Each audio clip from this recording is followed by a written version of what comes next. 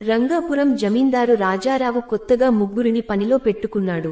సుబ్బయ్యను వంటకు, భీమయ్యను ఇంటిని శుభ్రం చేయడానికి, సీనయ్యను పూలతోట పనులకు నియమించుకున్నారు. అందరిలా నెల రోజులకు కాకుండా శనివారం రోజు వారం కూలీ డబ్బులు ఇచ్చేయడం జమీందారుకున్న అలవాటు. మొదటి శనివారం సాయంత్రం ముగ్గురికి సమానంగా కూలీ డబ్బులు ఇచ్చేశాడు.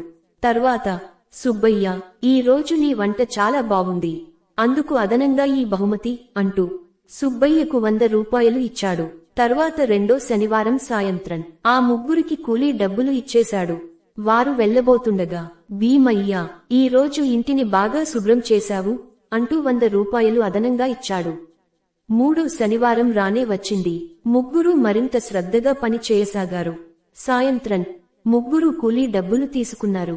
జమీందారు సీనయ్యను పిలిచి, ఈ రోజు పూల తోటకు చక్కగా నీళ్లు పట్టావు అంటూ 100 రూపాయలు ఇచ్చాడు.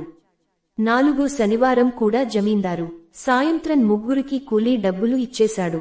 బహుమతి కోసం సుబ్బయ్య, భీమయ్య, సీనయ్య ఆశగా చూస్తున్నారు.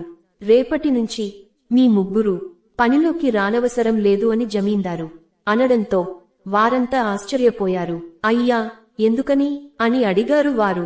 మీరు ఇక్కడ చేరినప్పటి నుంచి శ్రద్ధగా పని చేయడం లేదు, మిమ్మల్ని మీరు మెరుగుపరుచుకుంటారేమో అని వారానికి ఒకరికి చొప్పున ముగ్గురికి ప్రత్యేక బహుమతి డబ్బులు ఇచ్చాను. మీరు దానికోసమే అన్నట్లు శనివారం మాత్రమే పని చేస్తున్నారు, మిగతా రోజుల్లో కబుర్లతో కాలక్షేపం చేస్తున్నారు అని జమీందారు అన్నారు. తమ నిర్లక్ష్యంతో చక్కటి ఉపాధిని పోగొట్టుకున్నామని ముగ్గురూ బాధపడ్డారు.